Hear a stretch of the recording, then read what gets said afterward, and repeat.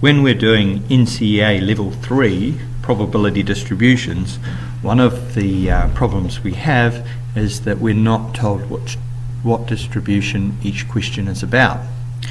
So today I'm going to show you how to figure out if your question is regarding binomials. So if we look in a book, here's what it says. Conditions for x, notice that's a capital X because it's a random variable, to have a binomial distribution are: there are exactly 2 possible outcomes for each trial, success and failure.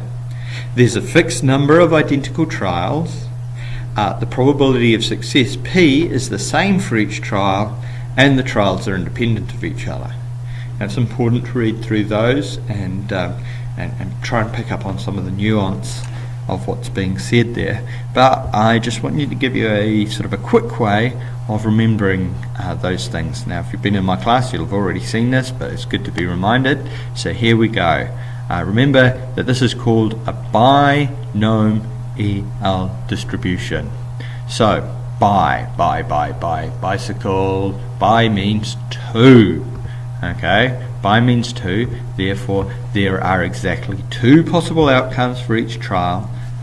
When we can call them success and failure, but it doesn't really matter what we call them as long as there's exactly 2 outcomes.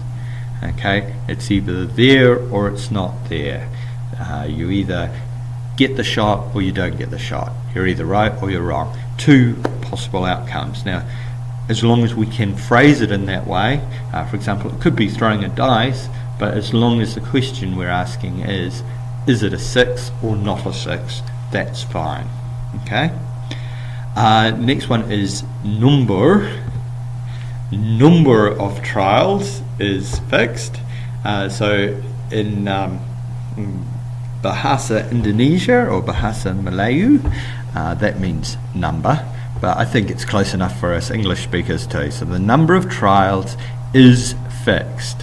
Okay, there is a fixed number of identical trials, so all the trials have to be the same as each other, but the main thing that we're looking for here is there a fixed number of trials? Are we keeping on going until something in particular happens, or are we keeping on going until there's a fixed number, a certain number of trials? It has to be the latter. It has to be a fixed number of trials. Right, I for independence or independent. The trials must be independent of each other. Okay, the trials must be, so the result of one trial cannot affect the result of another trial. So yeah. And finally, always the same probability. Okay, always the same probability. The probability of success P is the same for each trial, because we're going to use the same P for every trial. Obviously it has to stay the same. Okay, so let's look at an example and decide.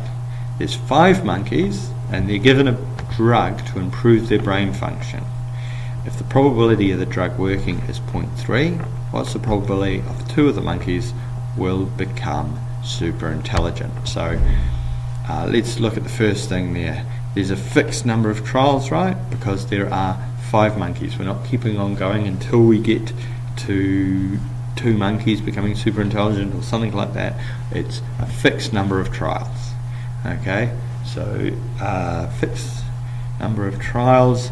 The probability that we're given is staying the same, and yeah, that should be independent of each other. If one monkey becomes super intelligent, that's not going to make the others become super intelligent.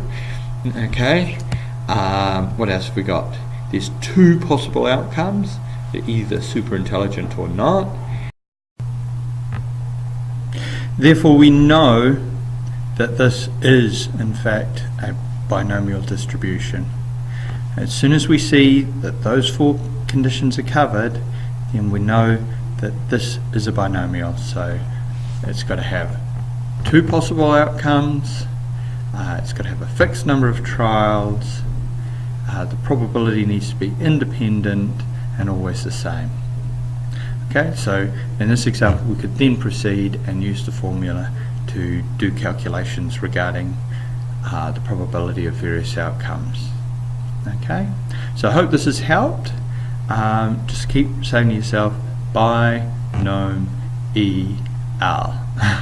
Okay, good luck out there, and we'll catch you later. Bye.